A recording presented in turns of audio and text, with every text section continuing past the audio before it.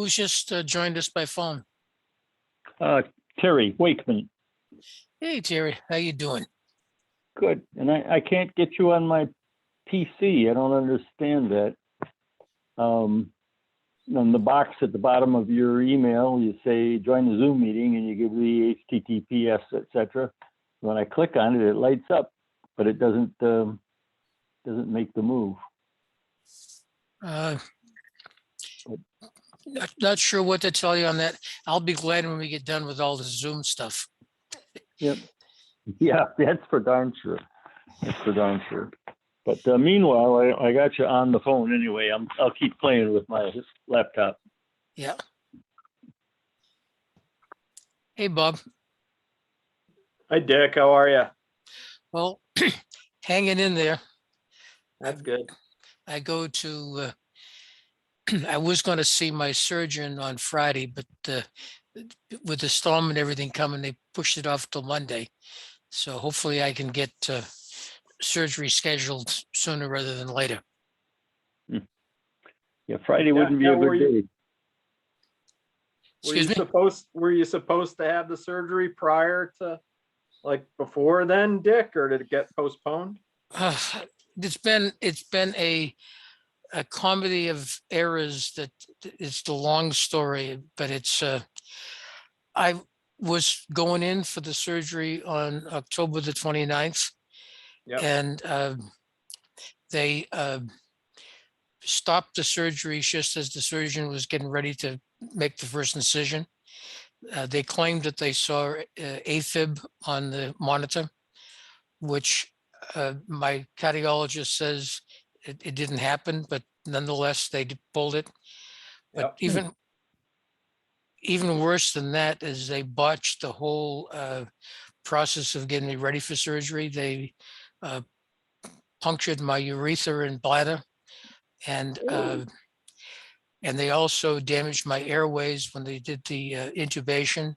Oh, geez. So when I was put back in the room, I was bleeding profusely from my penis, and they just discharged me without doing anything. And then 3 days later, I basically didn't know what was happening to me and fell on the floor and couldn't move. And EMTs came and took me to the ER, and I had a very serious urinary tract infection. And then that ended up turning into a systemic blood infection. Oh, geez. And I was on super, heavy duty antibiotics for 8 days.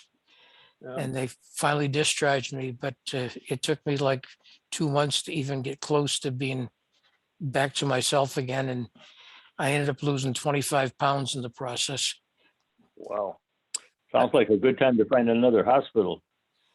Yeah, well, I'll, kind of cut to the chase. And then I couldn't find another surgeon that would give me a second opinion within the Hartford Hospital group. And finally did find one in the St. Francis. And that guy thinks he can do something to help me. So I'm hopeful that guy comes through. Well, best of luck, Dick, and sorry to hear that. It's horrible. Well, it's you don't realize how fragile you are until you go through all this crap. Right. Yep, that's for sure.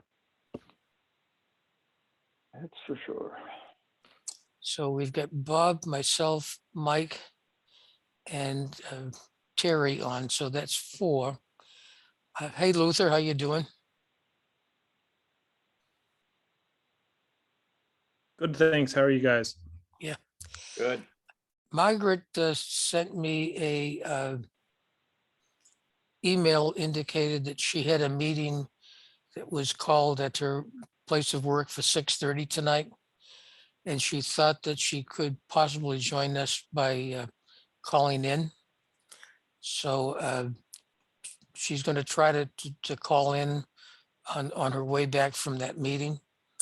And then Jasmine, who is a candidate for alternate, was going to join us. And Mike, you gave Shanti all the information to log on, right?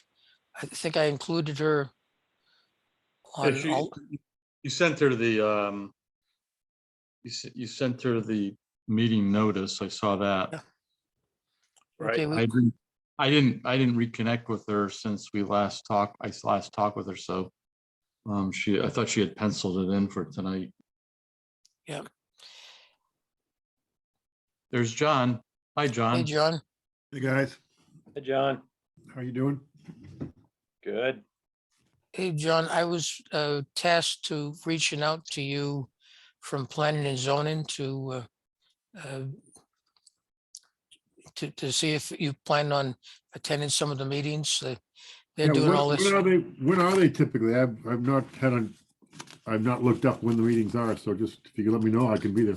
Yeah, it's the second Tuesday, second Monday of the month. And I think you're on the distribution, at least you should be. No, But I'm if- not. That's the problem. Okay, when I get my notice the next time, I'll forward it to you. Second Tuesday?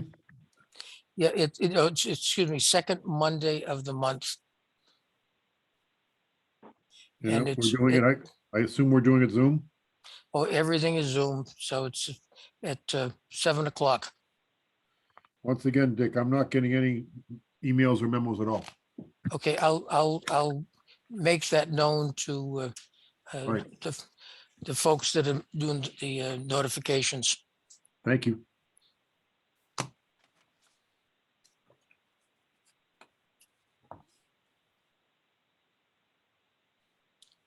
How are you, Mike? I'm doing good. How about you? Not too bad. Not too bad. We having a game dinner this year? Yeah, it's April 22nd, if my memory serves me right. Hold on one second.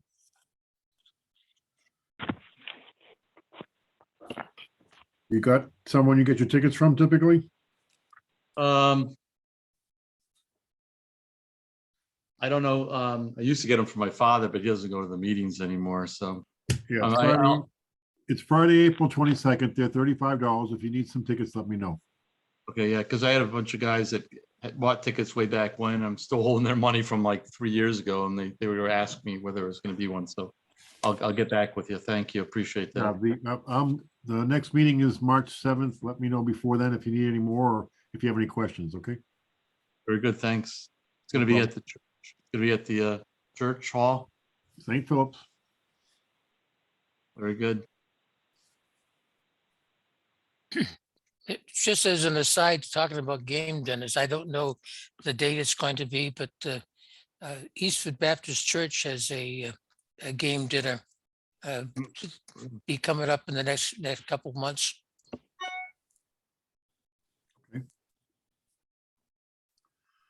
Do they I do it used every year? Is it typically a good one or what? Yeah, they have everything. And last time I had gone to one, they had deer, bear, trying to think of some of the other things, but there was quite a few different things that they had. Okay, good.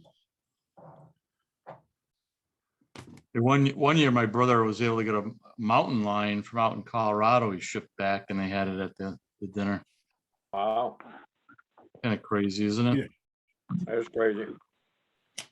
That's a devoted game dinner eater.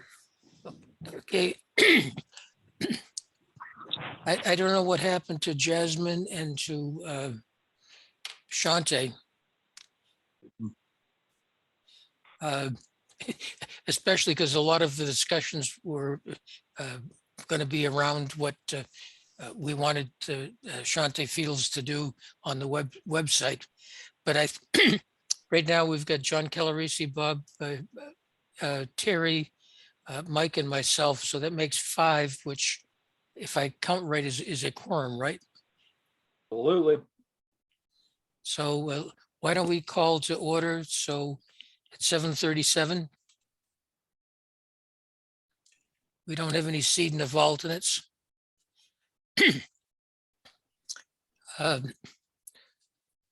we didn't have a meeting in January because we didn't have a quorum. And I guess the last meeting that we had would have been in December, Mike, is that right? I believe so, yes. Yep. So we would say, do we want to accept the minutes from that meeting? Oh, wait, so we didn't have a meeting You in didn't have in a December. December. No. No. Yeah, we So didn't. I don't think we've got any minutes to accept because between not doing them on the holidays and then not having the quorum, I don't think we've had a meeting that, that recently. So, Yeah, I don't think there was a quorum in November. no. Okay, so there is none. Uh, We do have, in the order of $900 or so left in the budget, and we can use that. But by the way, Mike, do you have Shante Field's phone number?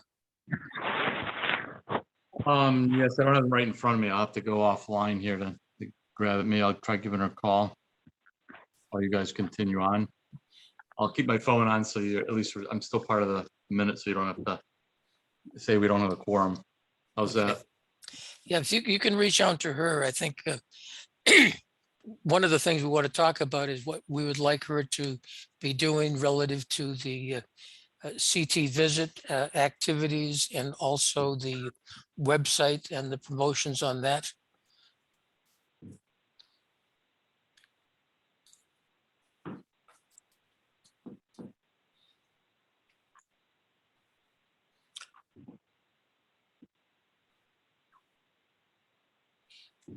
I don't have any announcements to make other than planning and zoning has been just basically doing business as usual. Nothing new as far as development of any new regulations or anything like that. They had the first exception come up for a vote on the lot coverage requirements for the lake districts. And the board approved a small addition on a house off of 89. And frankly, I think we're going to see a lot of those coming up because the lots are so small, and if anyone wants to do anything to the houses on those lots, it's going to come up to the point of requiring a special permit to do any building on them. And this is different in that in the past, before this new regulation was put in place, the building official just basically gave a pass on everything. So, large additions were put on, large pavings were done, and to the point where in some cases, 50% of the lots were covered with impervious materials, and which dramatically affects the runoff.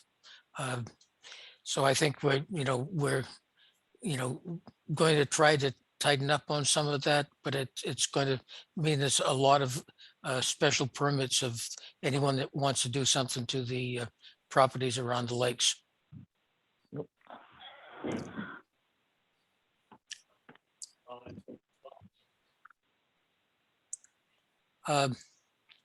Luther, I got your email and it sounds like there's been a lot of activity within the Ag Commission and you, and apparently the whole idea of looking for the property tax abatement for ag businesses is kind of off the table right now. Is that correct? Yeah, so I've had to resign my position with the Ag Commission, so I can't speak officially as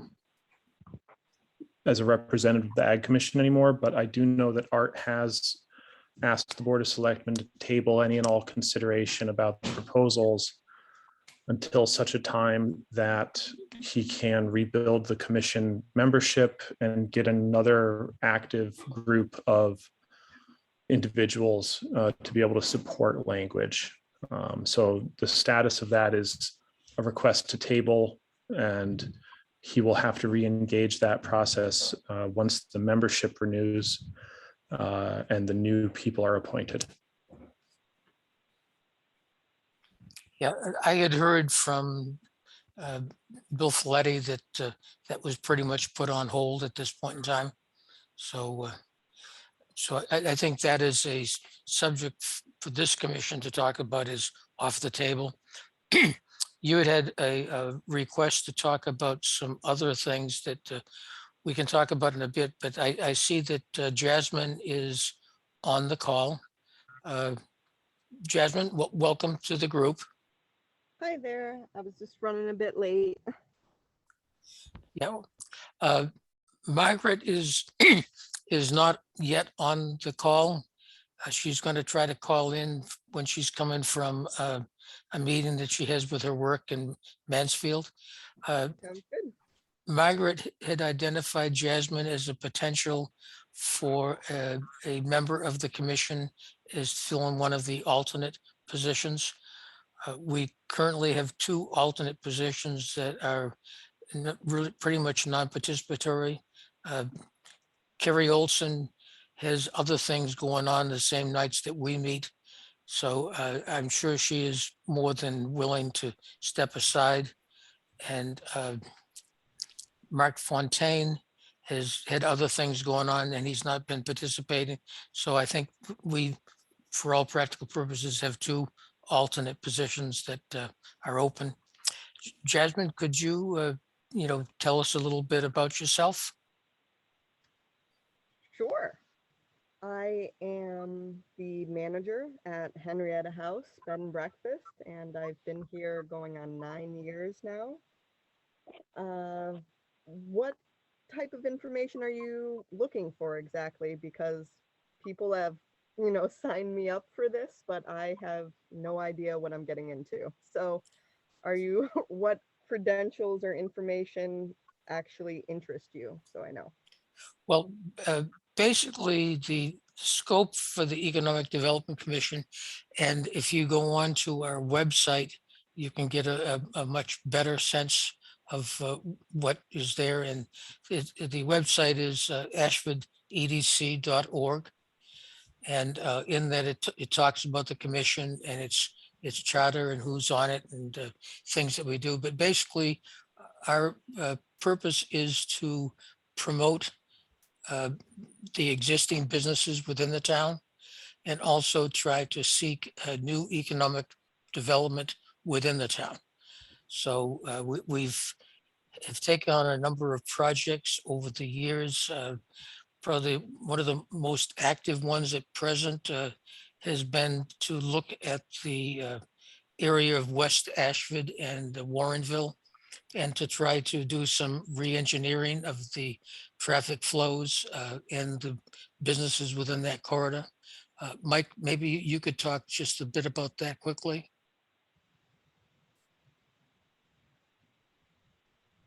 Your mic is off. I can't hear you. I'm a ventriloquist here. No, no. um, we did what they call a road safety assessment probably about 5 years ago now. It's coming up, time flies, but really to assess opportunities within the Route 74-44 corridor from basically Route 89 through to basically Upton Road, we'll call it, on 74, to identify things we could do to both improve road safety and also provide better opportunities for business and residents and things like that. And it identified a lot of opportunities for improvements. And this was a study that involved a lot of stakeholders. We had business people involved. We had the Department of Transportation, State Department of Transportation. We had a regional planning agency. We had UConn's safety circuit rider program there. We had town engineer. We had the first selectman. So we had a lot of people, Economic Development Commission and some other people as well, engaged in a process to try to identify, things we could do in a positive way to deal with those situations along the corridor, but primarily also from an economic development perspective.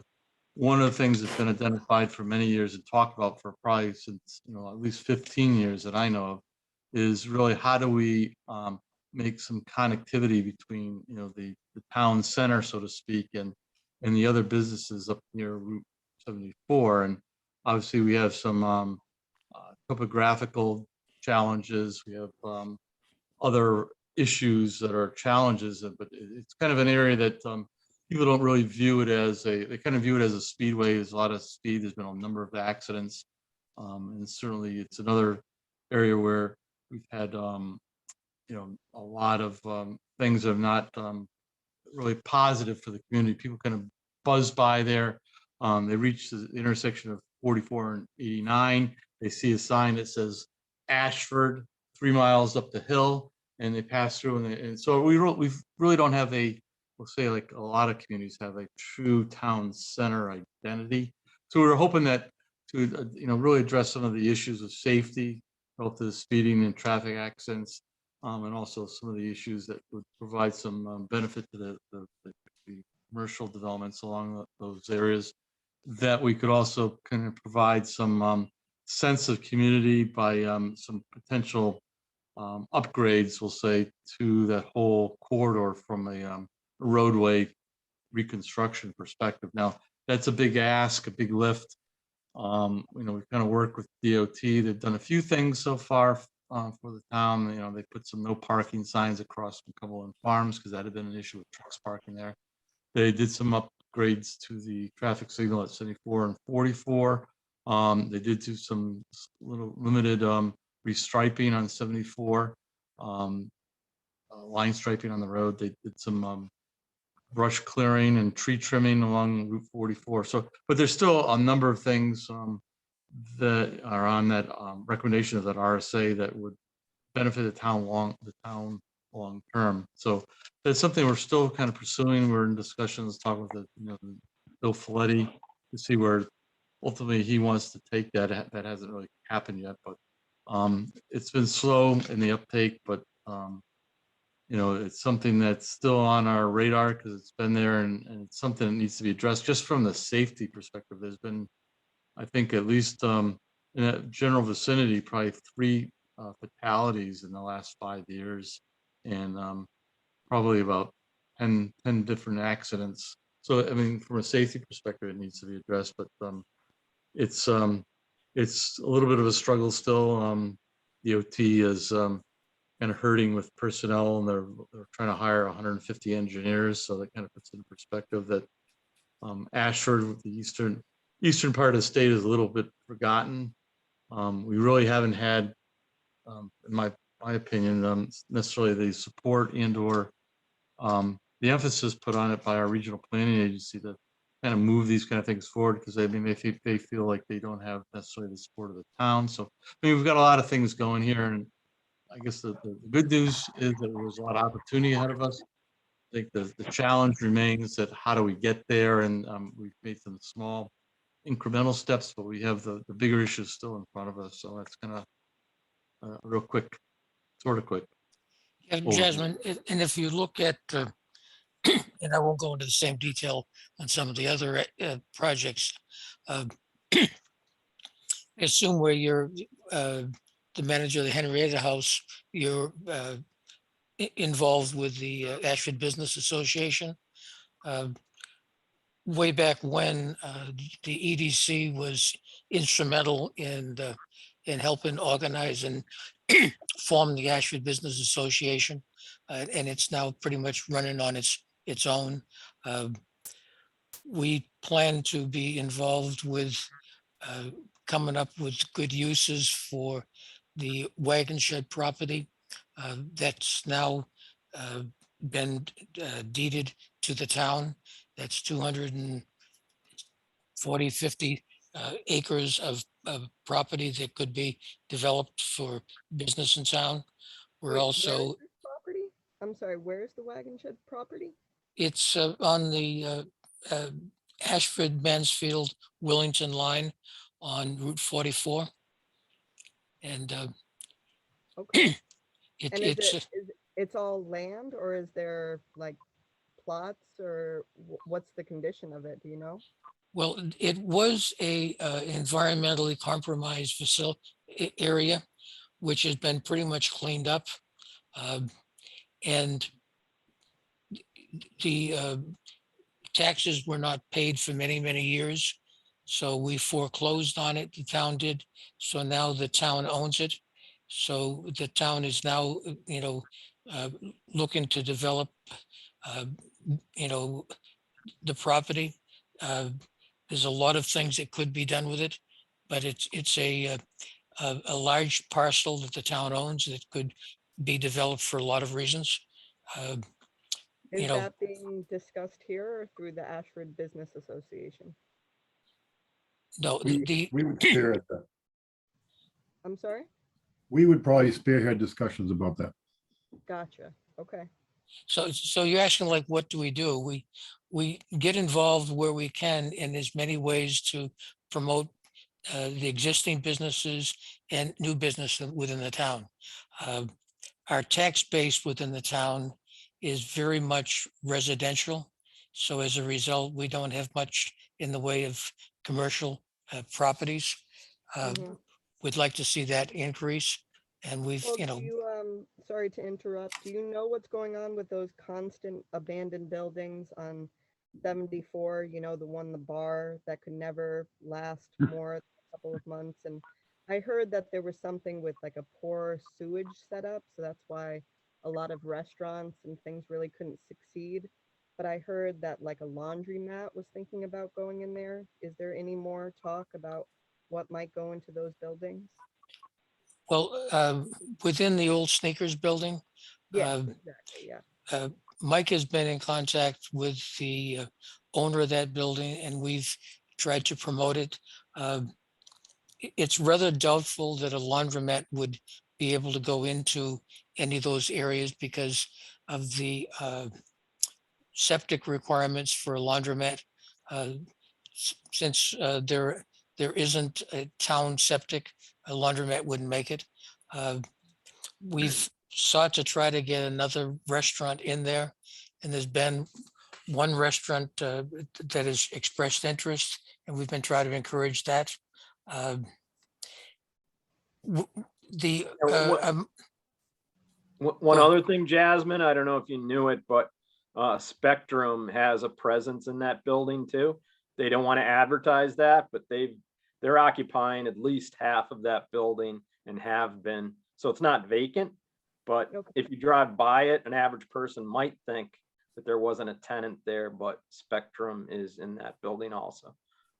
Yeah, they're pretty much paying his bills. Right. Yeah, I mean, if they're paying bills, but it doesn't look pretty and it doesn't, invite anything. I mean, if you can do something out of a van, then do it out of a van. Yeah, it's a pretty big operation in there that Spectrum needs. It's a switching station. So it's, it takes up, I'm sure they're paying a pretty good penny to the landlord to Yeah, have a computer facility there. yeah, Well, tell them to put some plants in the window or something. Dress it up. There you go. That'll be your first assignment. Yeah, there you go. that's Okay. that's the kind of thing that we've been trying to do. Ideally, we'd like to see another restaurant come in there. Um, We've also tried, we have another town-owned property that's on the corner of the, well, it's the opposite, it's on 44, the opposite from where the package store is. There's a vacant property there the town owns. We've sought to try to find development for that property. So, basically we get involved as much as we can into trying to bring new businesses into town. There's only so much that we can do because we really don't have the financial wherewithal to, give large grants to anybody. But we are active in doing that. We've looked at trying to bring some new business into exit 72. And we've had discussions with the owner of the property up there in terms of potential for a distribution center at that point. So far, that's still, in discussion phases. So basically, wherever we can plug ourselves in, we do that. But it's a case of using soft skills to make things happen. Okay. And does anybody know, just kind of up the hill, I can never, that restaurant, what was it called? It looks like a very odd house. Just past, still on Route 44, you go past Midway. It's right Yeah, past that was RM's Grill and Bar. Yeah. Is there any activity on that building? He's basically gutted the place, so it's no longer outfitted as a restaurant or a bar, Oh, and okay. and he's gone out of the business totally. He was a casualty of the COVID, downturns of everything.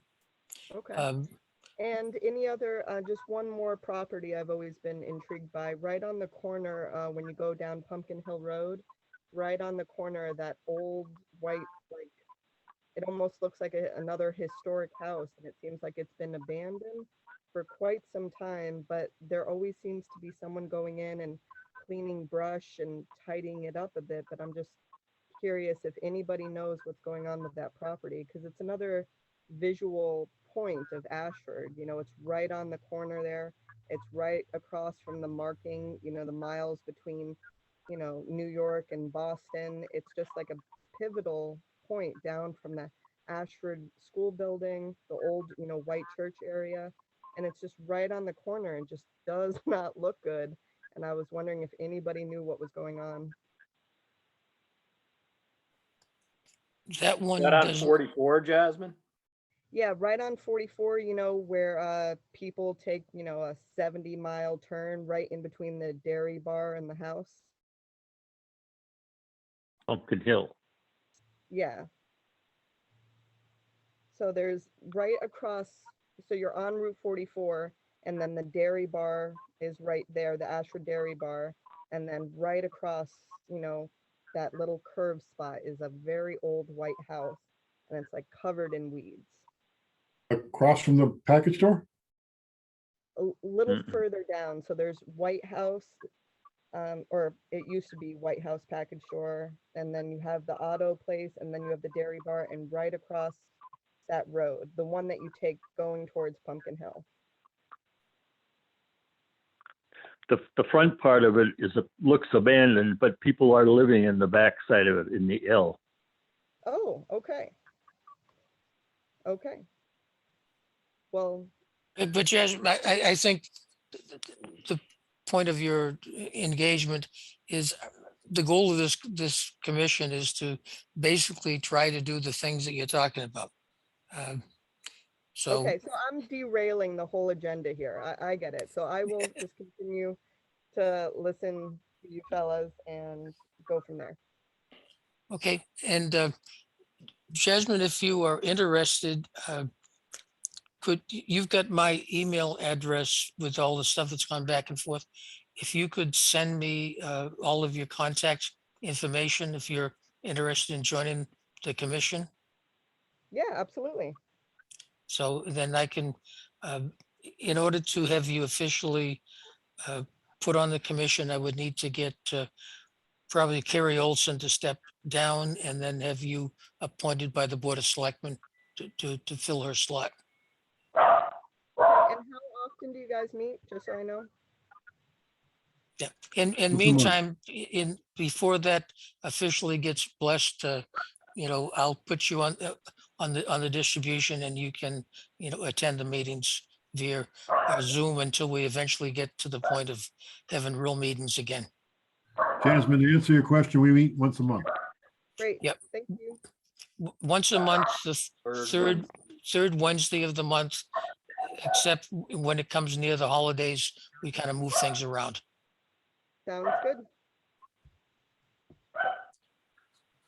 Okay, Luther, since we're kind of off the whole subject in terms of our agenda, you're not talking in support of the Ag Commission, but you had asked to talk to the commission on something that you're trying to do with your own farm.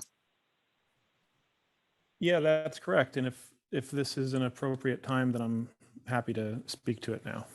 Yeah, I think this is probably as good a place as any.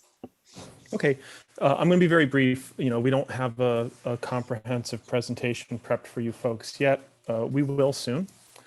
I wanted to just make the EDC aware, you know, in the interests of what you're trying to do. So you guys are trying to promote businesses in town. We have a business in town. We have a farm business in town. Those of you that don't know, we're on Wormwood Hill. We're the far southwest corner of Ashford. Our property borders Mansfield. So we're just past Terry's Transmissions. Wormwood Hill is on your left if you're going up the hill. We've got a property here that's a family farm. We're just under 213 acres. We have a horse boarding and training operation. We have a small herd of beef cattle, and we grow, you know, a reasonable amount of hay. We're in the planning stages of diversifying into doing vegetable production. So what that's going to look like is 6 greenhouses to do indoor year-round growing of vegetables, fully organic, fully in soil. They're going to be reasonably large greenhouses. And then a building that connects all the greenhouses together that lets us have cold storage, warehousing, lets us have a washing area, offices, repair shop, all of that sort of thing. So we wanted to make the EDC aware that this is something we're pursuing, so that if you hear about it or people approach you about it, you're aware that we're planning it. I mainly wanted to bring it to your attention because trying to be good neighbors, we did go ahead and make I should put my video on. It's rude. I'm sorry. We did go ahead and put let the immediate property abutters know about our plans for the project. Unfortunately, it wasn't received very well by them. There tends to be, in every town, there tends to be some conflict between the farm and residential interface. People don't always like to see change. People don't always like to see farms evolve. And we're experiencing a little bit of that. There's been a fairly extensive misinformation campaign that's been launched by our neighbors throughout the town. There's been newspaper articles published. There's been flyers delivered. There's been some of the Ashford Facebook group has seen at least one post about our project. We've been accused of doing various things that we have no intention of doing. So they've claimed that we're going to be a Walmart-sized cannabis farm. We're not. They've claimed that we're going to run 24-hour-a-day operations with lighting and armed guards and fences. We're not. They've made a lot of things. They said we're going to pave Varga Road. We're not. We're going to grow vegetables in greenhouses, fully organic year-round. So the project is likely to employ about 12 people with real good living wage jobs right here in town. The project's going to contribute to the tax base for the town. The project is going to kind of put Ashford on the map for technology integration in farming. You know, Ashford's going to be able to stand up and say, we have a farm in town that is at the very cutting edge of agricultural technology in the whole world. You know, the greenhouses we're going to be utilizing are very high tech. They incorporate a lot of technology. I have some technology background. I have some farming background, so it's a really natural fit for our family. We're going to, so we did, just last night, actually, my wife and I, Meg, and I invited all the neighbors. So everyone up and down Varga Road, our property abutters in Mansfield, our neighbors on Wormwood, we said, look, we need to get the truth out in front of everyone. We actually had everyone up to the farm. We had tremendously good attendance. The whole street pretty much came. The Mansfield property owners came, and we presented for a pretty in-depth presentation for over an hour. We had a really great question and answer session at the end of it. And we were really able to put to bed for the immediate property abutters and for the rest of the neighbors on Varga. We were really able to put to bed a lot of these pieces of misinformation and untruths that are floating around there about our projects. So we feel really good about that. We fully expect that there will continue to be more pieces of misinformation, more articles, more attacks against us and our family. It's an emotional thing. We get it. You know, people have a lot of emotional attachment to their property and the land around it, whether they own it or don't own it. We're disappointed that it's become this contested. We've always been good neighbors to the community. We've been here 12 years. We've put a small fortune or moderate sized fortune into fixing this place up. So we're going to plan and try to be smart about when to do it, but we will be doing a much larger audience presentation. When that time comes, you folks will certainly be invited to join that presentation. We will have to work with, figuring out what's the best tactic to do that. If that should be something, my inclination is to host it here on the farm, because I think that it gives people a real world sense of who we are, how we operate, and what we're all about. If they, come to the farm, if people aren't comfortable with that, we'll have to figure out a different solution, I guess. But sometime in the next month or two, we hope that we'll have our plans in a position where we can stand up, say, this is what we're doing. This is why we're doing it. This is why we believe in it. These are the plans. Let's talk about it. What makes people uncomfortable? What makes people excited? And sort of have some education, some outreach, and some feedback from the community. So does that make sense, guys? Yeah, Luther, I'm sure you have looked at the zoning regulations, and I don't have them in front of me to look at the thing, but as I recall, this is either a permitted use or a special permitted use, probably special permitted use. So Dick, it's actually a permitted use. Okay. It's farming. So yeah, farming in the RA zone is a permitted use. There's no special permit required. So it's the permitted use for our property. It's also important to note our property has a conservation grant associated with it. It's also important that you guys understand the conservation grant is privately held, so it's not a state or town investment. The town has $0 invested or tied up in our conservation grant. So it's not as though the town has an equity stake in our property. The state has no money tied up in our conservation grant. It's privately held. It was donated in full, so actually no one has money tied up in it. Our conservation grant expressly allows us to do these things. So there's no apparent conflict with either state, local, or conservation grant regulations for this kind of a project. It's fully fitting within the state and town definition of agriculture. The Connecticut Department of Agriculture really supports it. The state EDC really supports it because it's creating jobs. The Yukon College of Agriculture supports it. The Farm Bureau supports it. We're Farm Bureau members. Everybody that knows what farming is, we've presented this to Connecticut Farmland Trust, who does hold our deed restriction. They support it.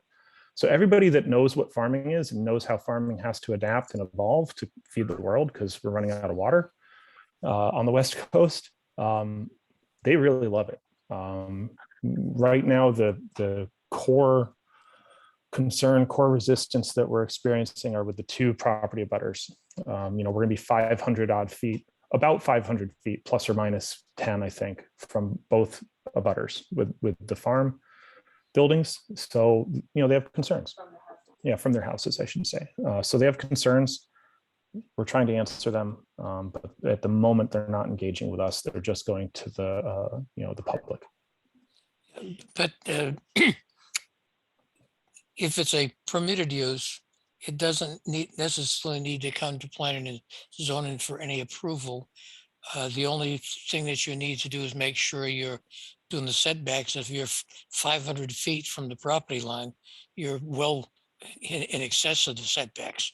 So Yeah, that- Dick, we've been working with Mike. I've gone in and consulted with Mike several times. We're 500 from residences. We're going to be just outside of the minimum setback from property lines, but their residence is set back quite a long ways from their property lines. So, on one side of the property, we got about a 400-foot setback. To the other side of the property, we're going to be close to the minimum setback. So if you're coming up close to, if you start to exceed the setbacks, then that would require a special permit. No, we wouldn't even be able to get it with a special permit, Dick. If we could not be in compliance with the setbacks, it would not generate a permit, period. If we couldn't meet minimum setbacks, we would be denied a permit, and our only recourse would be to go to ZBA. That's not our intent. We have every intention of being in full compliance with all regulations, both from zoning, all the regulations from inland wetlands. Joe Thoreau has been out to the site. We're being very above board. We're being very transparent. We will not be seeking any variances, any waivers, any skirting of any regulations whatsoever. Well, from my perspective, one of the things that we discussed as a potential use for some of the property at exit 72 was a large commercial greenhouse. I think you may have even been on one of those discussions in the past. So this, seems to be something that would be very much in light of something that this commission would support. Yeah. And I mean, we're creating jobs. We're contributing to the tax base. It's kind of right in your wheelhouse, I think. When the time comes that we can share the plans and all of that, we'll do that. We've got really good economics on it. We think we're going to be really successful doing it. I'm going to run the operation. So this is not, it's also, that's the other thing this has been presented as, that this is some corporate invasion of our small town. It's not. Our family looked at the technology that this company Agbotic has available. We selected them because they're a really good way to do really smart carbon negative, regenerative, organic farming with minimal labor inputs. Getting agricultural labor in this part of the country is really tough. And so we can be very productive. I mean, we're going to be able to produce something in the order of 6,000 pounds of food per month per greenhouse with a staff of 12 people. That's a huge amount of food with a relatively low amount of people. And then because we have a lower staffing, we can pay them really well. So, we're going to do all our own distribution. We're not going to be creating massive truck traffic on the town roads. Nobody's going to be picking up their product. We're going to be delivering product. So, we've thought about it long and hard. We think it's really good for the community. We think it's really good for farming in general. We think it's really good for the environment. We think it's really good for our family. Yeah. It's kind of an aside. I had an opportunity to go through a farming greenhouse facility in Eastford. You're probably aware of it, the one that is growing lettuce hydrophonically. Yeah, the hydroponic operation. Yeah.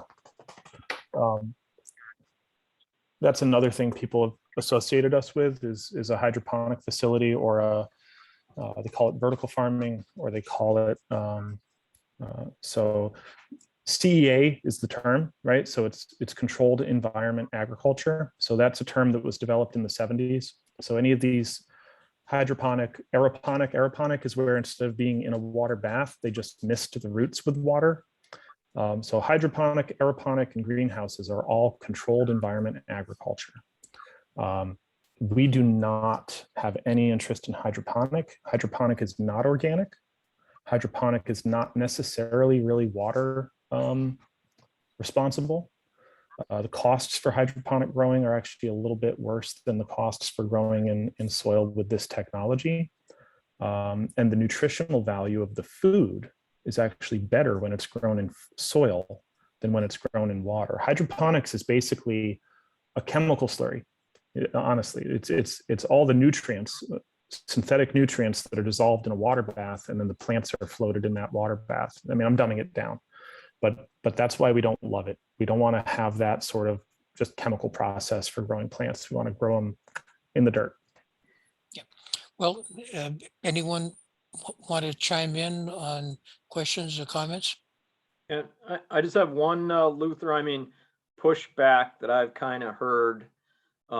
People are worried, right, about the truck traffic, like you mentioned. So Yeah. you mentioned you're going to be handling, distribution of your lettuce through, a truck of your own. Can you just give a little insight into, is it a 24-foot straight truck that would run twice a day, let's say? One truck? I mean, that's a great question, Bob. Thanks for that. Also, it gives me an opportunity. I should have expanded a little bit more. We're not going to do lettuce here. We're going to be looking at things like microgreens, things like arugula, kale, beets, and radishes. Those are some of the core products. Certainly anything that grows in dirt, we could grow for people. So if it grows in soil, we could grow it if there's a market for it. So our anticipated distribution model now, this is based off of there's a functioning farm, effectively the twin to this in upstate New York right now. Okay, I've been there 5 times. I've met everybody that's involved with it. They're really class act people, very smart people. Our model that we anticipate is 2 Sprinter vans. So if you're familiar with those, they're like the Amazon Prime vans that you see around. Yep. We anticipate 2 of those and 1 UPS size style truck, so small to intermediate sized truck. And we expect, I suppose, 1 to maybe 2 trips per day for those vehicles. The reasons for doing your own distribution are there really a few of them. One is, I mean, from a business model perspective, you would never trust your product with the customer until it's been received into their distribution, right? So why would you let your customer take custody of the product before it's been approved for receipt? So right. You want it to show up at their distribution point, having been cared for by you, so that it doesn't show up too warm or mishandled, right? So that's first from a business model perspective. From a social responsibility perspective, if there are drivers and they're running under our protocols, we can set pretty stringent terms about the acceptable behavior, their acceptable driving habits, and times of operation. And then if they don't comply with those, we can take steps. So it gives us some control over them being respectful of our neighborhood. I mean, we live right here. We live right on the property that we're doing this. We have skin in the game. We don't want this to become an unfriendly place. My wife's a horse trainer. The boarders and my wife ride their horses up and down Varga Road. I don't want some lunatic driver coming up the road around the corner and scaring her and the horses. So, it's important to us for that purpose too. So does that get at your question to a point? And Luther, who do you envision your end user to be? Like a Whole Foods, a Big Y? Or are you going to do restaurants? It's pretty broad spectrum. Okay, so the farm in New York right now, we're modeling some things on them. We have some ideas of our own as well. They are distributing to restaurants in the city, in New York City, of course. They're distributing to groceries, Wegmans, Whole Foods, Trader Joe's, things like that. I don't know if I'm allowed to name the partner that they just signed with, but they just signed with a major retailer to provide distribution, product to their distribution center that will cover 90 stores across the Northeast, large retail operation stores. So we will be targeting things like Big Y. They distribute right out of Athol, Mass, I think it is. Mm-hmm. So very close to us, very easy to hit. We'll be the company in the farm in New York has a relationship with Baldor Distribution, who covers a huge swath of the restaurant market, kind of like Cisco does. Yep. So we'll try to do something with Cisco. We'll do something with Baldor. We'll try to push. So there's 80-mile radius from us. There's 10.2 million people. massive consumer base. So this we will try to reach both the end user consumer and the restaurant market. And we want to do things with schools. So like it's really important. We want to be able to provide good, nutritious food to the school programs around here. So we'll probably be able to do some preferential pricing for them to get the product into the school systems. We want to try to sell to UConn. UConn is serving 220,000 meals a week when they're at full capacity. So we feel like very low carbon miles on our food to have it go 4 miles up the road and feed people at UConn. Yep. So those are sort of the models that we're looking at this point. Does that make sense? It does. Thank you. Yeah. If the project in Mansfield goes ahead on Browns Road, will you compete with them, or will they have an entirely different product line? That's a great question. Thanks for that. So we will be complementary. We will be complementary, and in an abundance of disclosure, I will also be running that operation. So I will be overseeing operations between both farms. We're close enough that we actually recruited Agbotic because of that project. That's how we learned about this technology, was all the press they were getting with that project on Browns Road. They said, holy smokes, that's really innovative stuff. I wonder if we could do it as well. And it turns out we can. So we don't anticipate, again, 10.2 million people. I mean, that's a lot of mouths to feed. There should be abundant bandwidth for both farms to have maximum production and not have any conflict. Is Browns Road up and running, or is it in the Browns Road is fully permitted at this point, other than there's an NDDB, so a natural diversity database review that DEEP has to sign off on. The studies have been, I believe, completed, and that's been submitted. Planning and zoning issued a special permit for that last July.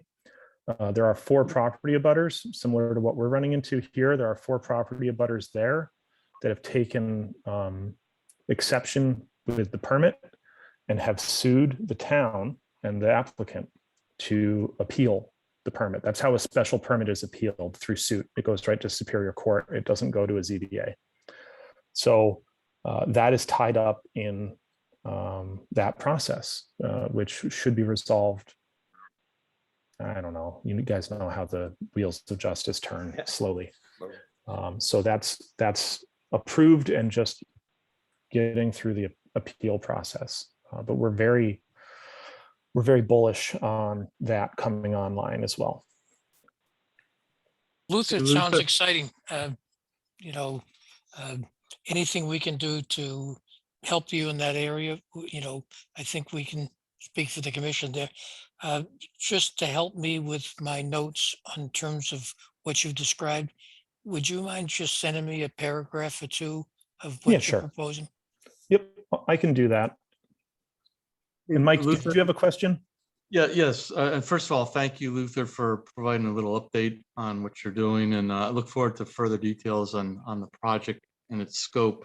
But I'm probably getting in the weeds just a little bit on this, but I did have a question on kind of the waste byproduct that may be generated from your facility. And obviously, if it's based on an organic soil type of composition, how do you regenerate that for use, especially on that scale? So, and then kind of a secondary question to that, and when you take your stuff to market, do you have a packaging facility there as well that'll package this stuff? And so, I mean, those are my 2 kind of questions at this point. No, that's great. I appreciate the questions. Anytime somebody has questions, it means they're listening. So byproducts. The only byproduct we anticipate out of the farm is if we have a crop that is either over matured, because a lot of these are baby or dwarf greens, baby greens. So if the product is, if we don't harvest it in time and it gets too big, we might have to harvest it and compost it. Or if in the harvesting process it gets blighted or bruised or damaged and the stores aren't going to accept it, it'll have to get sorted out and we'll have to compost it. So basically the only byproduct from the farm will be organic compost greens, anything that we can't sell because of damage or because it doesn't meet spec, we'll have a, responsibly managed compost pile adjacent to the property, adjacent to the greenhouses, and that vegetable matter will get composted down, and then that will get reintroduced back into our soil beds. So if that makes sense from a byproduct standpoint, that's the only thing we anticipate. We won't have fertilizer runoff or any of that type of stuff because we're not using commercial fertilizers. It's all indoors. The watering is highly controlled. There's a tremendous number of sensors that indicate, soil temp, soil moisture, all those things. So we can be very specific with how we control the environment. From a soil regeneration and soil health perspective, so we sample soil. I think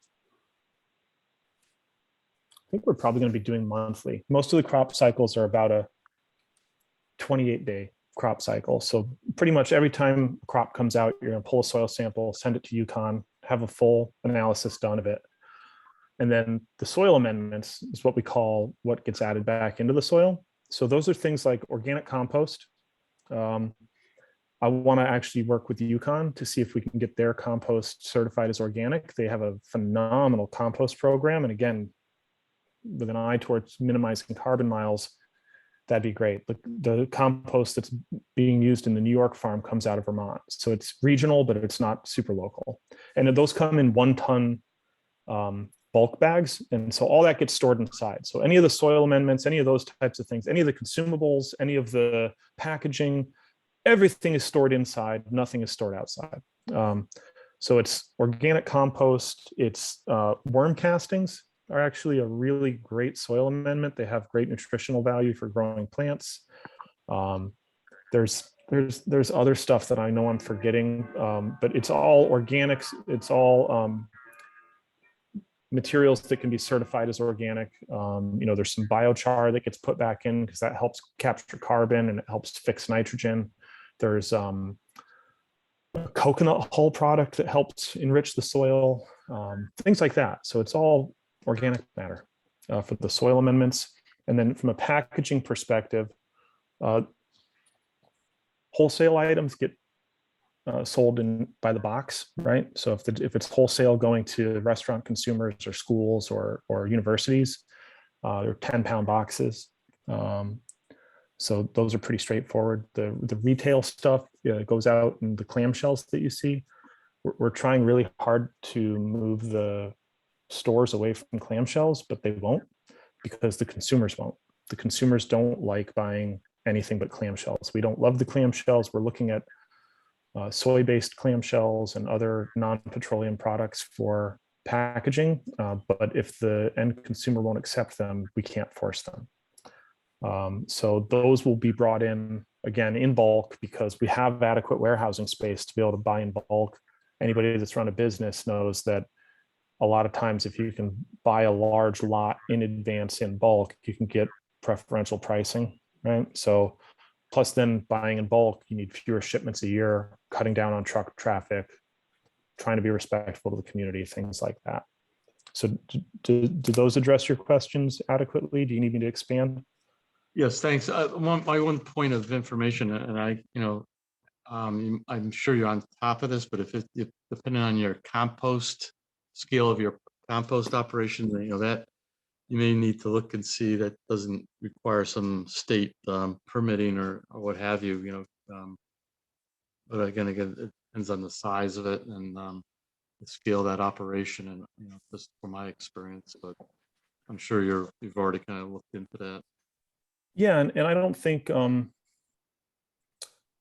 we'll have to get clarification for sure from the main things with composting facilities is they want you to be undercover. They don't want to have to worry about any leachate or anything like that coming out in the rainwater. So they prefer you to be undercover. We're not going to be a large scale composting operation. We're talking about, this greenhouse operation is going to generate less compost than our horse operation does. You're probably talking about 2 or 3 Gaylord size containers, right? Can't be that much of compost. Yeah. Yeah, I mean, if we're composting a lot, it means we're failing at selling the stuff, or we're failing at raising the stuff. Everything that goes into compost is lost opportunity for income. So it's in our best interest to minimize our own on-site composting. I'd rather leverage UConn's compost that they have from their program and sell all of our product and compost none of it.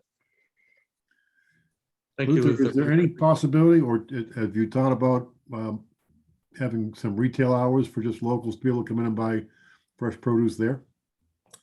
That's another great question. And while we would love to be able to do that, that would be a special permit through zoning. So that would be something we'd have to circle back to at another point. What we might try to do is see if we can partner with local retailers. So partner with I don't know if Dollar General sells anything out of cooler cases, or if I don't know who's around here, honestly, to do retail operations. Show up at the farmer's market.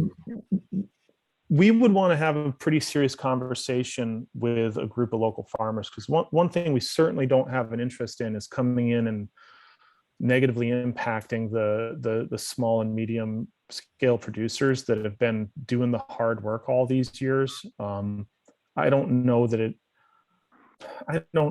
how I feel about that. I like the idea of having the product available to the local community, but I think I would probably pursue it as a special permit on the farm to have a small farm store, rather than have the local producers and CSA people feel like we're trying to horn in on their territory. I want to make sure we're really fair with these people. I know how hard it is to do what they're doing. So that may be a little romantic in my notions, but I don't want to step on their toes.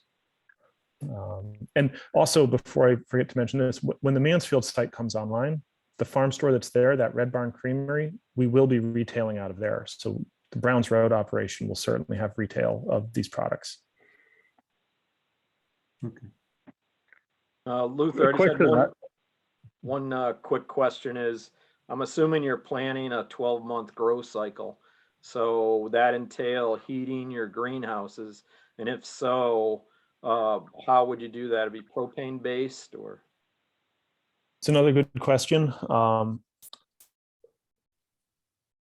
I suspect a lot I'm not of trying to be elusive on this, but the real answer is that we have some engineers looking at this pretty hard to see what's the best means for that. We've had a comprehensive geothermal study done to see if, and honestly, geothermal is kind of leading the pack right now, that it's the most energy responsible. It's a fairly fast ROI on the build out. It fits with our low carbon impact model. It fits with the whole regenerative farming model.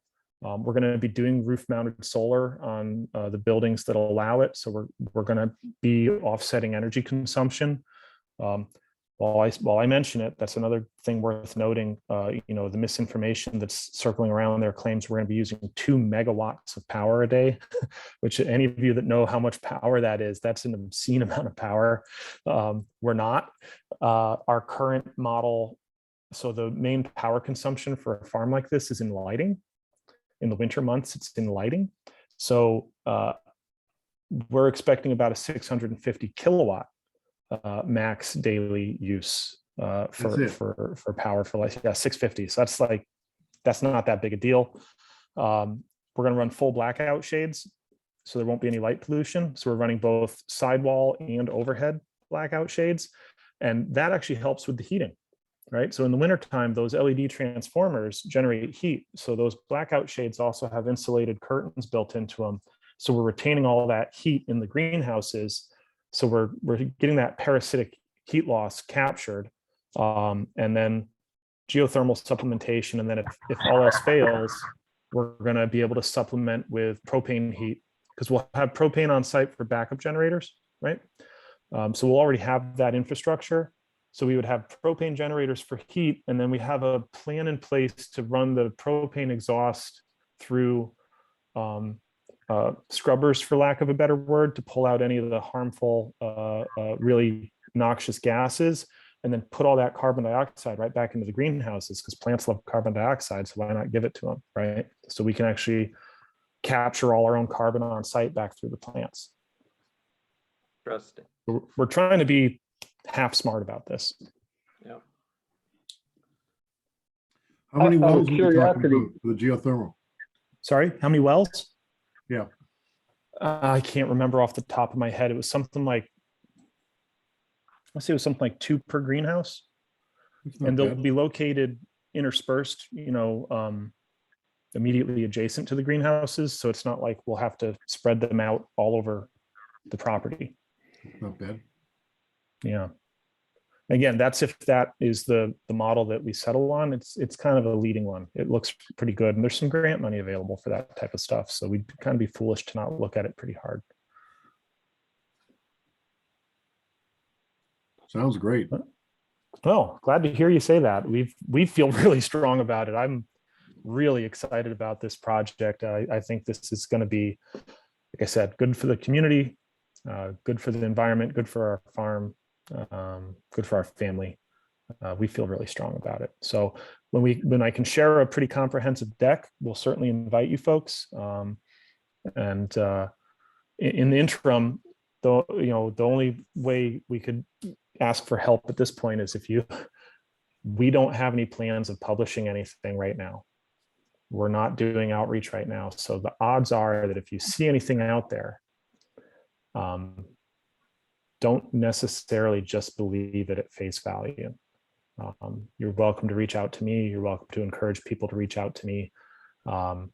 If people are concerned, we can answer the questions. The things that are out there are really feeding on negativity and fear. They're kind of promoting fear mongering. And I don't think it's fair.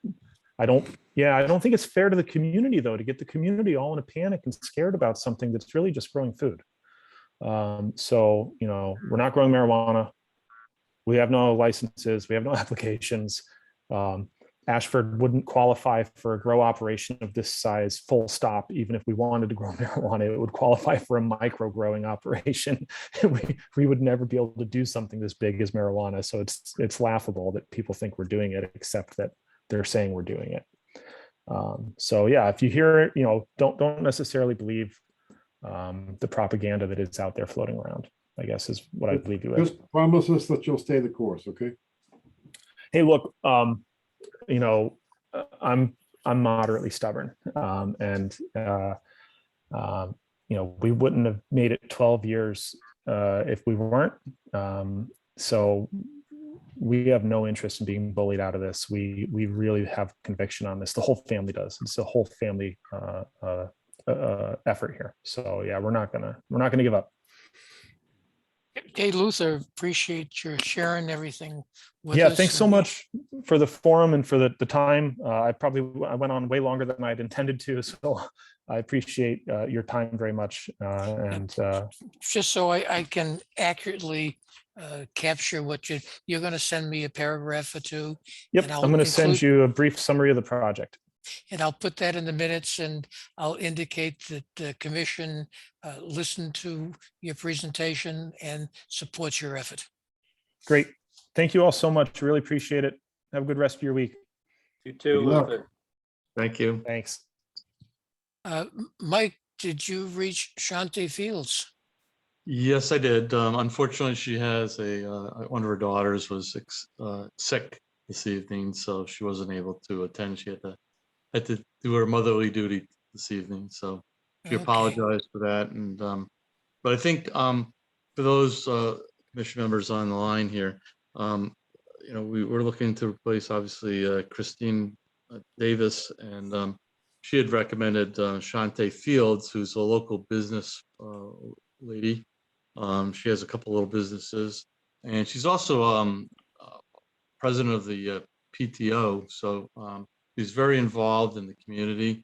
I had a great conversation with her and talked about some things. I was hoping she'd be here tonight so she could explain some of her diverse background in what she's done in her career. And I think the thing I was most impressed about was that she engaged in some conversation about some things we've been talking about for some time.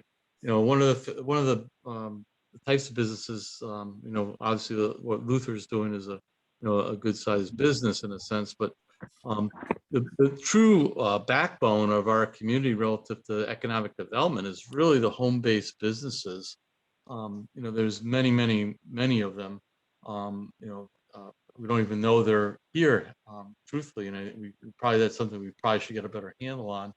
But I think she had some great ideas because she found from her experience as a home-based business, trying to take advantage of some of the things the town offers relative to listings and things. And she said it really wasn't adaptable, at least in its present format, for listing her business and how to contact and things like that. So I found that kind of interesting, and so I think there's some immediate opportunity there for us to kind of expand, at least leverage an opportunity there to kind of highlight our business through that program that the town offers.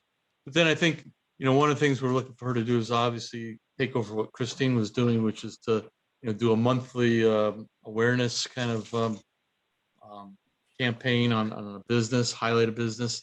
And I think that might be one of the things we can task her with initially, is just to kind of have her talk about the home-based businesses, because she actually has a group of like 4 or 5 businesses. She's kind of has like a monthly kind of gathering of to discuss how they can help each other out and things like that. And I think you might remember probably 10 years ago, we talked about like an incubator type of system. Maybe we looked at whether we should try to host or build an incubator.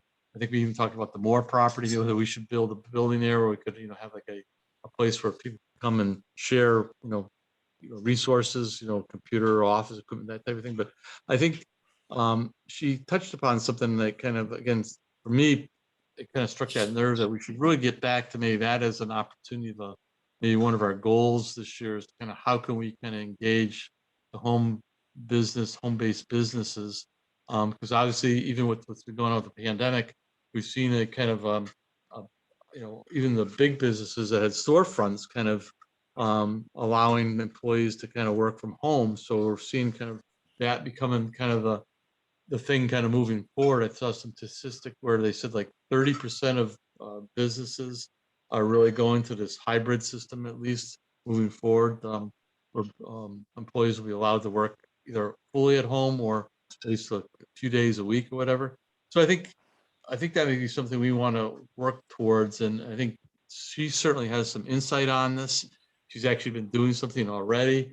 So I think that maybe one of the things I talked to her about is, and I'm bouncing this off you guys, sure on, is whether that was something she could do kind of a letter, or how we want to promote something and get it on our website, put it on the Facebook page, or kind of get that out there and engage maybe more fully the home-based businesses, and see how we can help them. Because I mean, again, I think if there's going to be things that move towards the forefront or storefront, or people that grow their businesses from their garage or their den or wherever, the spare bedroom, I mean, that's something we can maybe help in some way, in some fashion. I think she being a young businesswoman, I think she already has some ideas and also how to kind of get more involved in it. And I think the other thing we talked about is how to, and I know this is kind of drifting a little bit, Bill Folletti has one of his things he's really concerned about, or shouldn't say concerned, but he'd like to focus on, is how do we engage more volunteers, more of the younger crowd into what we're doing. And I think Shantae offers that, being again a young businesswoman here in Ashford, and already engaged with PTO and other fronts. So I think there's a real opportunity for us to learn from her, truthfully.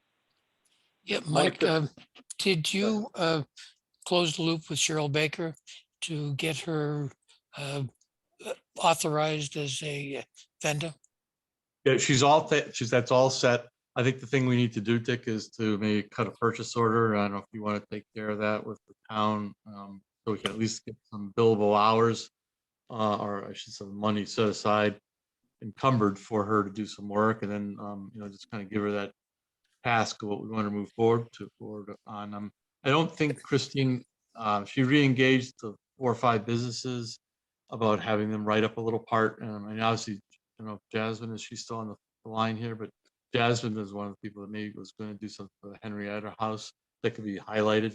But I didn't think Christine had much luck with those 5 businesses that she reached out to. So, you know, I even suggested to Shantae, I'm not sure this is, I don't think it's a conflict, but even highlighting her business or highlighting again these web-based or home-based businesses, or web-based home-based businesses might be something that would be probably a unique and a way to kind of get the word out there, maybe capture the attention of other businesses out there as well. Yeah, Mike, all we really need from her is, and she can send it to me and you, just a proposal of what she would do. I did send that. Hopefully, I think I sent that out to everybody. Yeah, I got that. She already did that. I think I Oh, did. I did I send it must out. have, I must have missed it. That doesn't need to go to Cheryl Baker. All that needs to go to Cheryl Baker is when she's done something and she's billing us for X number of hours, and then we'll put together a voucher and then agree to pay her for that. Yeah, So, I thought we would want to encumber some funds moving forward. yeah, well, what we can do is we've got the whole fiscal year left. It goes through June 30. So it's not like we're up against the wall as far as encumbering them. So if she can start doing some things, we can pay her for that. And then as we come into to the end of the fiscal year, we can kind of like prepay some funds going into next year. Because Okay. I don't have the spreadsheet right in front of me right now, but I think that we've got $900 to $1,000 left in the budget. So more than enough to take care of things that she might do. So I guess the question to the committee here, commission would be, what would you like her to move forward on? Do you want her to try to follow through on those other ones that Christine had started on? She's been trying to work on that for a while. Or would you like to pursue this kind of more different approach with doing something with home-based, web-based businesses? I would say both. That's what I would say, yeah. Okay. Just to piggyback to Mike on Conte and what she's kind of her expertise is. I know she's an admin on Ashford Community Connections Facebook page.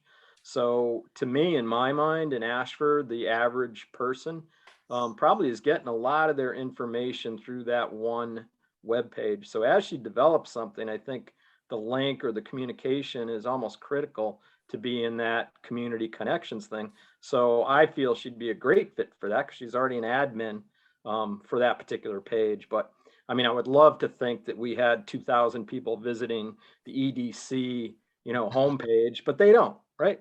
So we got to be realists. And I think that community connections is a real way we could serve existing businesses and, highlight them because I think it gets the most hits. Yeah. When when we put the post up on the Our Town, Our Future page, which we kind of use as an ad hoc EDC page, if we do like a $25, $30 boost, we can reach probably 900 people in the town in 7 days. So that has become a very cost-effective way to increase our use. And what I've asked in the past, when we've done things on local businesses, and I've done it more through Lynn Fontaine, I've asked her to take the things we put up there and share them onto the Ashford Community Connections page. And she's been pretty good about doing that. So I think Shante could even make that transition even more seamless. Yeah, I'm sure Chante would be able to speak to how many views per week Ashford Community Connections is getting, and I think it's got over 2,400 subs.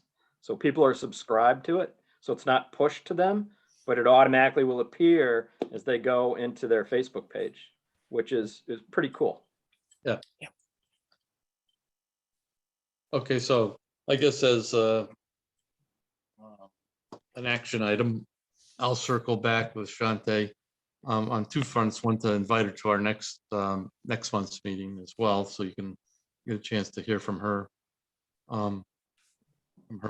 Then I'll also just kind of have her start thinking about putting together something on, following through on what Christine had started on those 4 or 5 businesses. And then also to have her maybe pull something together on home-based, web-based businesses. Does that Great. sound like a plan? Sounds good. Good. Okay. We're kind of jumping around on the agenda here. And this kind of hits a little bit of what Christina was doing too. But the issue of the ctvisit.com, Bob, can you kind of let us know where that stands?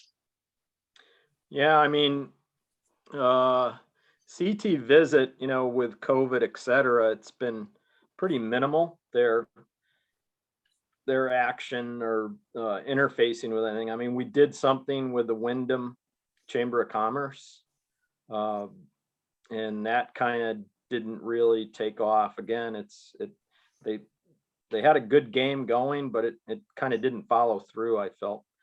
I mean, sure, we can send some things to CT Visit, and we can get Jante involved in how do we submit a business to CT Visit, but there's a whole structure to it. And we got a flavor of that like 4 years ago, when they visited us, the EDC, on how a company would submit a highlight of their business. But again, like Christina ran into stuff, the people that I approached with it, I kind of spoon fed them the way that you could get exposure through CT Visit, and I didn't get response back, unfortunately. Yeah, It's the only place that I saw really that was turned on to that was Margie's Westford Hill Distilleries. That had a very good page. The Maple Sugar Place. yeah, I visited them twice, and I even filled out some of it ahead of time. I said, all you have to do is, submit this, write a paragraph.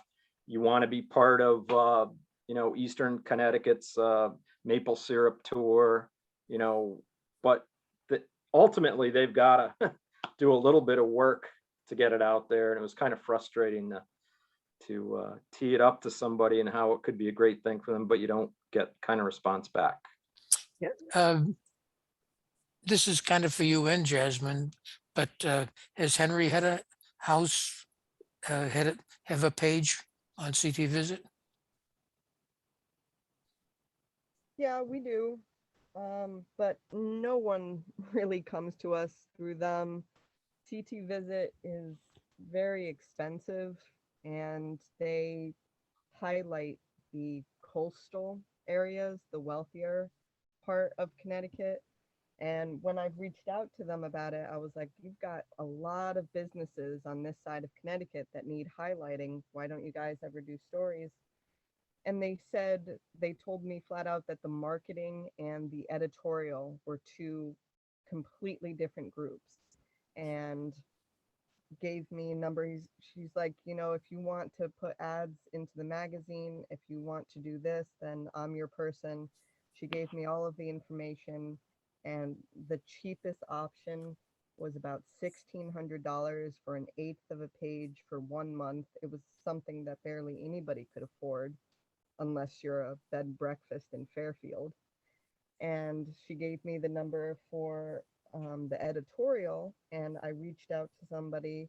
They said, absolutely, I'd love to do an article.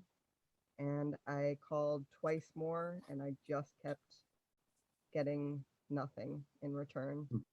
So we are on their website, but every single time I ask, how'd you hear about us? How'd you find us? No one, in the course of, we've been on there over 6 years now, no one has said through CT Visit. So I don't find And I mean, that's a shame. CT Visit, they do a lot of things with theme weekends. So if you go to their website and you click on Northeastern Connecticut, and they don't charge a business to be part of a theme weekend, let's say, or an event that's happening, let's say at Henrietta House. But what you have to do is submit a press release to them by a given deadline.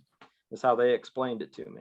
And there's a package for that. So let's say you guys had a Valentine's getaway weekend, right? And you submitted by their deadline a press release on that. They should, and at no charge, include that into a piece on things to do in Northeastern Connecticut for, let's say, Valentine's Day weekend or Memorial And Day then- weekend. That's just an online presence, or is that in their magazine as well? That's online, which paper's going away. So rather than a magazine, they get most of their traffic from people. You'll type in Google, right? Things to do in Ashford, Connecticut, or in Northeastern Connecticut. And CT Visit takes a ton of that Google search engine space, and it would pop up, hey, this is what's to do on Valentine's Day weekend in Northeastern Connecticut. And it's fed through their website. But again, people have to meet the deadline.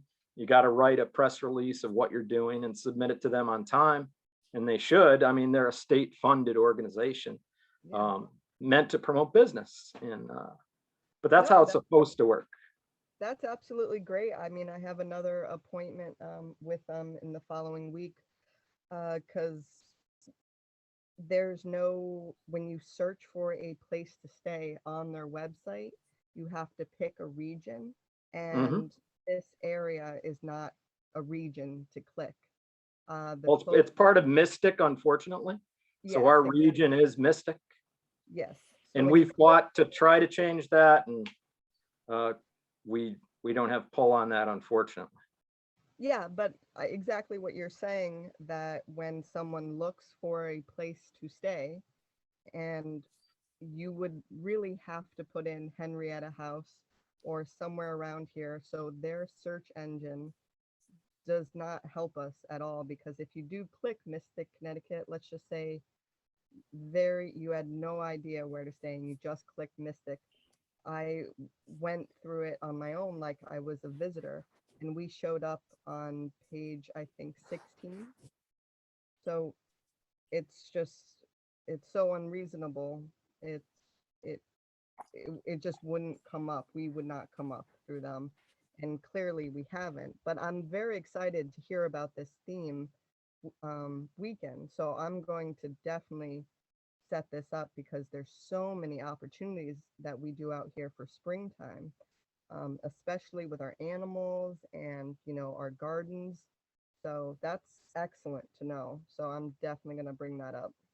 Right. So an Easter, let's say an Easter theme, you're visiting, Margie's place, and, you're visiting around in this area, or you have a kid who goes to UConn, right? And you're looking for what to do on Easter weekend, and lodging should come up. But again, make sure you say to them, hey, I want to give you a press release on a theme weekend coming up in Northeastern Connecticut. How do I do that? Yeah, perfect. And it's Thank free. you. Yep. Hey, Bob, should we be engaging our state representative, state senator with the tourism commission here in Connecticut? Because I mean, I too have gone to that site, and I went through the same thing Jasmine was just talking about, and it's very cumbersome, and you really have to know what you're looking for to find it. And that's really not what people, so it's really a disservice, because Mystic is an hour drive from here. Then there. Right. I mean, it's crazy. It's not even in the same ozone layer here. Yeah, Mike, Good. that's a good point. I think Tammy Nuzio, she's currently our representative for Ashford, although with the redistricting, she's going to be going away. But she's been very proactive as far as doing things like that. So I think if we reached out to her, she would be more than happy to do that.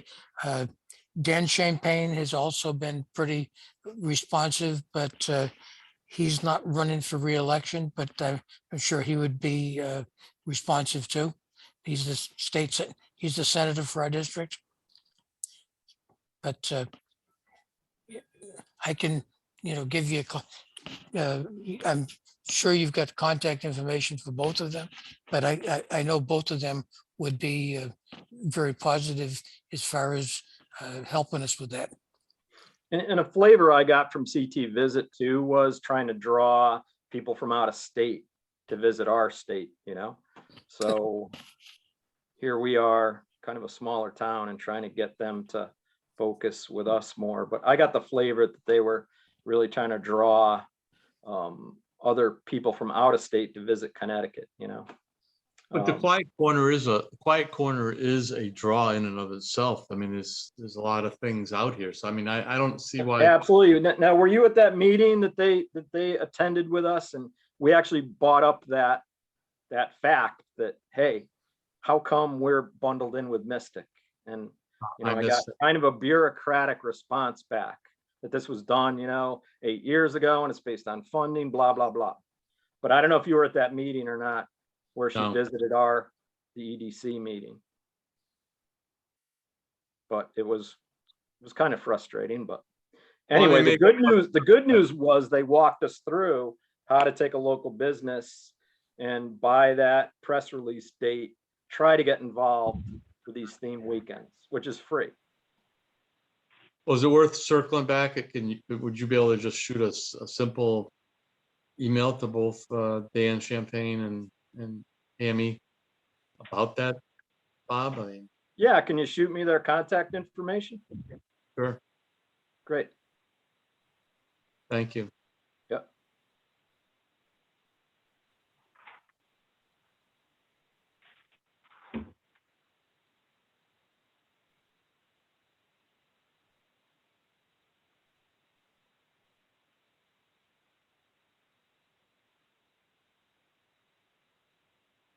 Other than that, Okay, how was the movie? Crickets. cricket, great. Crickets. Okay, we're jumping around. I think that hit the CT visit activities. We've done the website. Mike, could you give us a summary of what's happened with our town, our future? Yeah, very briefly, hopefully here. I have kind of had some preliminary discussions with Bill Folletti. You know, a couple of things that our town, our future is kind of looking towards is whether we should be holding a leadership roundtable meeting like we kind of did just before the pandemic hit. And that's something actually that Bill Folletti said he's been thinking about because he did that when he was first selectman 20 years ago. And also that would help to kind of lay the groundwork, hopefully, to the plan of conservation development update that we have to kind of talk with planning and zoning about. That's, believe it or not, is coming due here in the next 2 years. So it's never too soon to start that.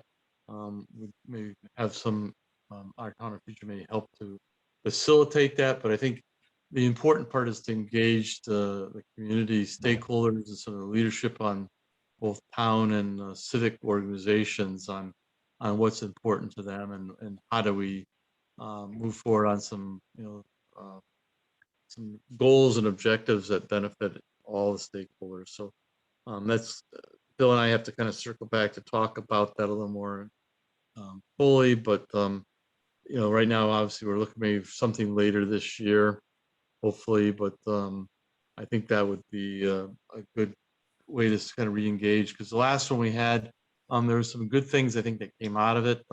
Nothing else short of people meeting other people. I think a good example is Conroy and some of the, they've really had a more open presence with the community on a number of different things. They had a Winterfest here a couple weeks ago. They've had fishing derbies and things. They've really opened up, you know, their facilities to various groups here in Ashford. And I think those are kind of, you know, collaborative efforts that I think the leadership roundtables provided people from different organizations even find out that the other organization existed and connecting in a positive way. So those are some of the things we want to try to jump back into here later this year at some point when we can actually meet face to face with people. That's my story. The end. Yeah, and I one of the other things that we discussed at the last meeting is we're going to hold the next meeting at a time that the Bill Folletti and the Board of Selectmen can attend. Right. I've reached out to him, hoping to make it probably the third Tuesday in March. we'll see. He's gonna get back to me. Okay, working our way through, we've in describing things to Jasmine, 6D, we pretty much covered the status of that. And there really is no immediate activity on 6E wagon shed property. Town has ownership. I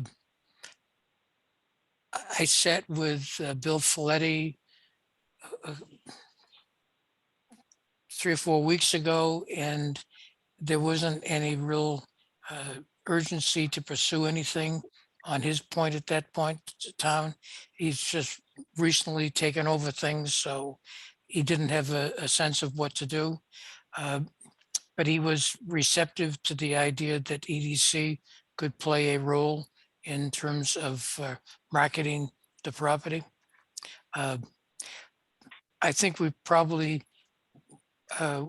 when we have him at the town future, we can kind of broach that subject with him at that point, even though it's not the EDC meeting with him, but we can still do the same thing with him at that point. Has anyone heard anything more about the wagon shed recently? No, but I would offer that I think what Luther is going through and kind of our experience with the Moore property, whatever we end up doing, it shouldn't have an understanding of the marketing approach and how the public receives it and what the public thinks. I think that is where everything starts and ends, and the success is predicated on that one action up front.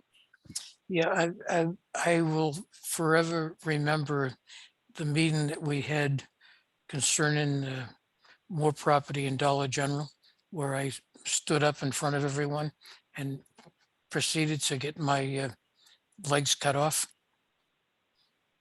I'm sure some of you remember that. I will forever remember it. There's an awful lot of people that just didn't want anything to be done. And lo and behold, even though we didn't sell the Moore property to the company that was doing the development of Dollar General, which would have been a windfall for the town, they ended up buying the other property down the street and building the Dollar General anyhow. So Sorry Getting- to interrupt, but I have to bring someone to the airport terribly early in the morning, so I am going to depart. But thank you very much for the invite, and I will send you my information like requested. Okay, Jasmine, thank you for coming on board with us, and we appreciate your comments, and we look forward to working with you. Thanks, Sounds Jasmine. good. Good night, Jasmine. Right. Thank you. Dick, I remember that meeting, and the thing that really strikes me the most is that half of those folks you bump into periodically in the Dollar General, so. Especially Catherine. Yes. I've run into her twice down there. I don't do a lot of shopping at Dollar General, but if I'm looking for something, that's a small item. By the way, I will do a plug for them right now. If you need to buy a card, they are the absolute best place to buy a card. Birthday, Valentine's, whatever. Their cards are all $1. You go down to Big Y and you're paying $4 or $5 for a card. They've got the same cards for $1. And sometimes two for $1. Yeah, I mean, they're 10 for $1. I don't shop with them that much, but I found that a lot of things that I'm, small things I'm looking for, I can find them there, and they're right in town. So, but I still, I recall that meeting, not fondly, but whatever. Okay, is there anything else we want to bring to the meeting?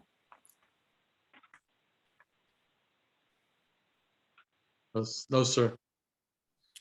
Okay, I'll take a, Motion to adjourn. yeah, I I will second say one that. thing.